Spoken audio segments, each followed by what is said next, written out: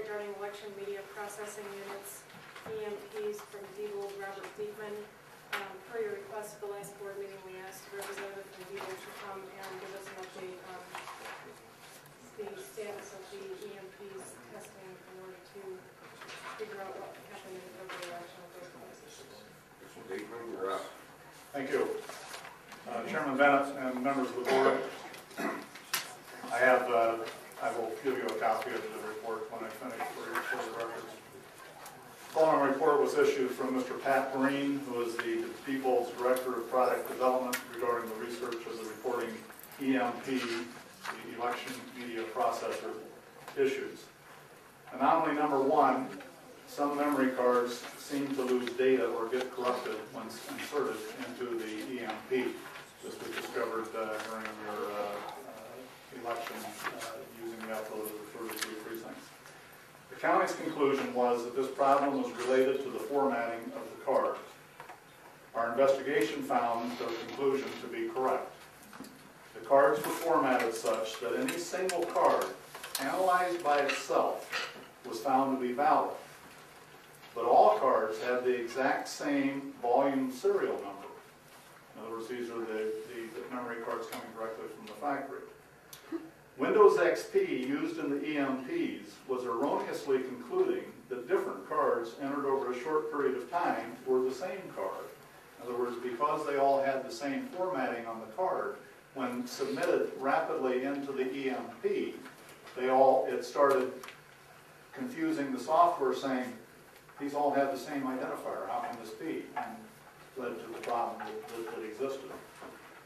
As a result, information from one card was incorrectly used to reach files on an entirely different card, causing the problem. The county further concluded that reformatting the cards, in other words, putting a different identifier on them, was an effective workaround to the problem. After working with this over the past couple of weeks, our investigation concludes that reformatting the cards is the solution, rather than just a workaround. And as your staff knows, either we can reformat them or your staff can reformat them before you would want to use them in another election using the election media processor. The second anomaly is that on occasion, the EMP application crashes or believes it has uploaded a card to GEMS when GEMS does not actually have the data. The county found this issue when analyzing issue number 1.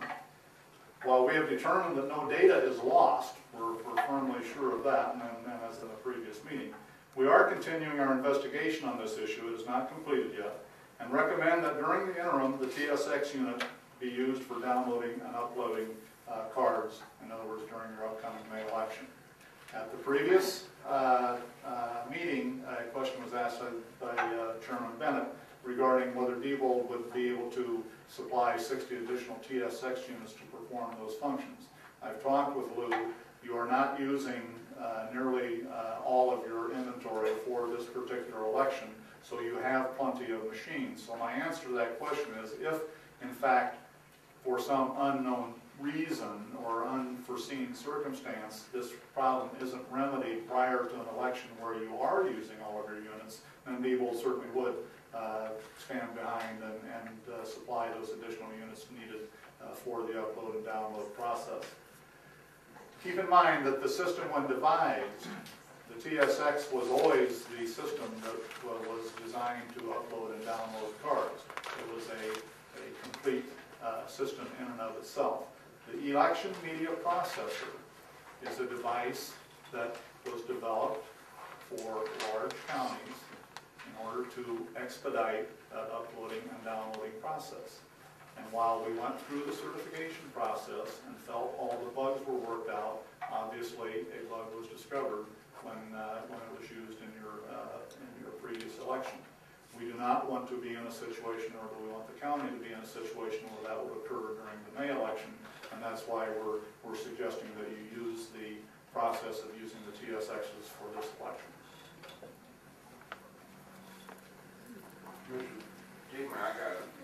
I have a couple questions. We purchased these EMPs from your company, and now we're being informed that we do not have a confidence level in the accuracy of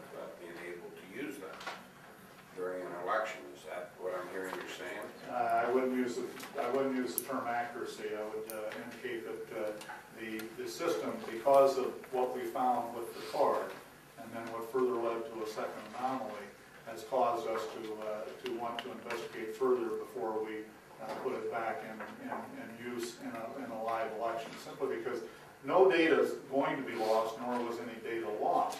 But it's a time-consuming thing. It caused you to go through and shuffle that night. Obviously, the impression given is one that what's going on, is the data now reliable, etc. My question is this a programming problem with the EMPs themselves, or is that a memory card problem because of the coding on the memory card? And the question, I suppose the question is what steps are we taking to correct it so that we have these available for future elections, either in August or... Well, the procedure is that we're firmly convinced, our engineers, as is in the report, that the memory card problem is solved. Memory card problem is one that when they come from the factory, they have the identifier on them that when read by the EMP, it begins to read them all with the same identifier, and it confuses the software and starts giving you mixed messages. So we solve that problem by reformatting the cards, either before they're given to the county, or in your instance, because you already have your memory cards, we would reformat them. Are you going to reformat our memory cards? You will reformat them, which is what you did on election night to correct the anomaly that night. But Mr. Diekman said, go ahead, Mr. Chairman. No, go ahead. First of all, I thought we had assigned a committee to review this issue, and Diebold was merely a part of that committee. From my perspective, I don't view this to be the product of that committee. Was there not a committee? I would need to defer to Rosario on that. The directions I received, Mr. Coxon, were Mr. Rich, the engineer that was here that evening, indicated that we would take it back, we would study the issue, report back to the county, which we're doing now. We were prepared to make a preliminary report at your earlier March meeting, but your agenda changed and you didn't have 2 meetings and are only holding this meeting, so that's why we're here today. Yeah, but I think his question is have you worked with the committee? Does the committee have your report? Have they acted on it? Because the county ADP or the Data Processing Board was part of that study. Am I correct, Lou? There are actually 2 other offices involved in that committee. The ISC sent, I believe it was 5 individuals, and the auditor's office sent an individual as well. And we were tasked with finding out what went wrong in February, and we had Diebold technicians there working with us to answer our questions.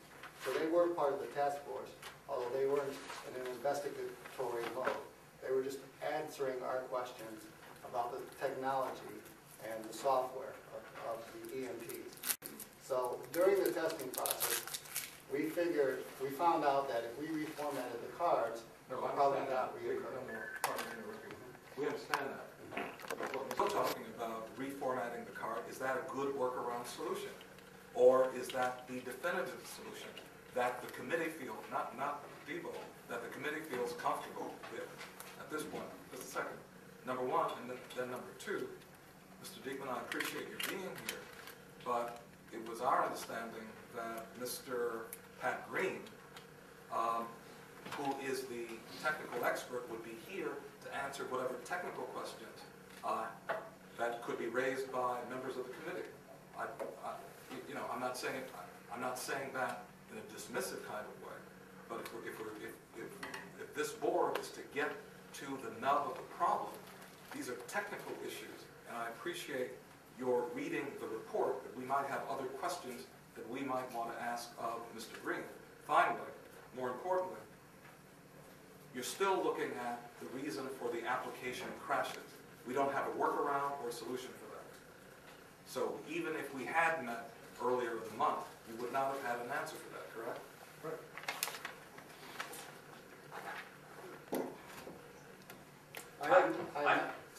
I'm sorry, go ahead.